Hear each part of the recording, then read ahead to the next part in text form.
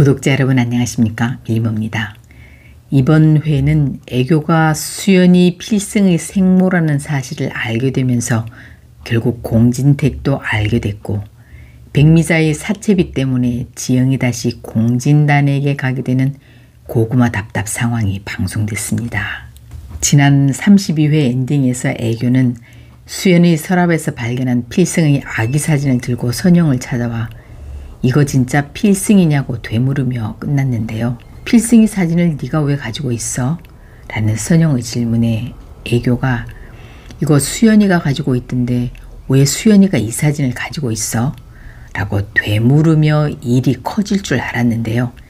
예상과 달리 애교는 필승이 이때 사진이 너무 귀여워서 네가 언제 나 줬나 봐 라며 얼버무립니다.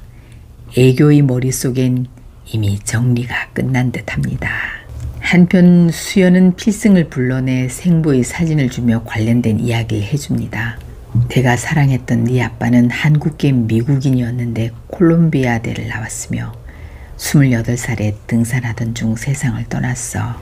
그리고 네가 많이 닮았어.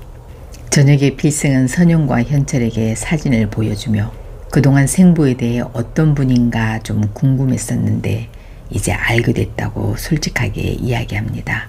선영과 현철은 잘됐다고 말하면서도 속으로는 필승이 수연과 만나 그런 공통 관심사로 통한 건 아닌가 내심 왠지 서운해집니다.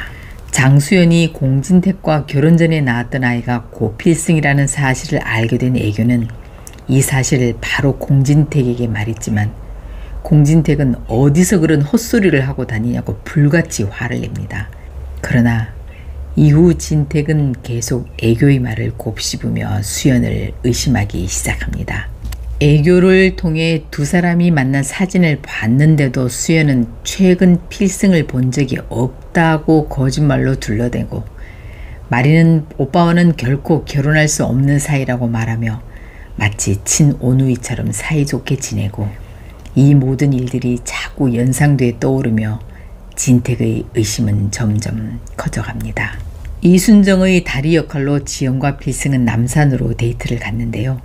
그곳에서 필승은 백미자가 말하는 필승과 자신이 느끼는 감정 사이에서 갈피를 못 잡고 있는 지영을 보면서 지영씨 마음 가는 대로 해요. 그리고 언제든 내가 옆에 있을 테니 무슨 일 생기거든 나에게 연락해요. 라고 말하며 지영의 마음을 읽고 보디가드 역할을 자처합니다. 한편 돈 5억을 갚지 못해 사채업자로부터 핍박받던 백미자는 결국 공진단을 찾아가 부탁하는데요. 백미자는 한때 사위가 될 뻔한 인연을 강조하며 과거 결혼이 깨진 건 순전히 고필승 때문이라고 공진단의 질투 감정을 부추깁니다. 백미자의 집에 사채업자가 찾아와 신체 포기각서까지 받아가며 난동을 부리자 지영도 이 상황을 알게 됐습니다. 지영이 5억을 어떻게 구하겠냐고 걱정하자 백미자는 넌지시 이야기를 꺼냅니다. 살 방법이 하나 있긴 한데 네가 공 대표에게 가는 거야 라는 잔인한 제안을 합니다.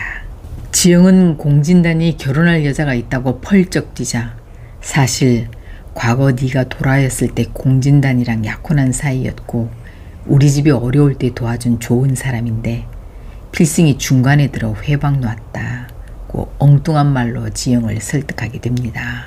지영은 필승에게 도움을 청해보려고 사무실을 찾아갔지만 차마 입이 떨어지지 않아 문 앞에서 망설이다 포기하고 돌아섭니다.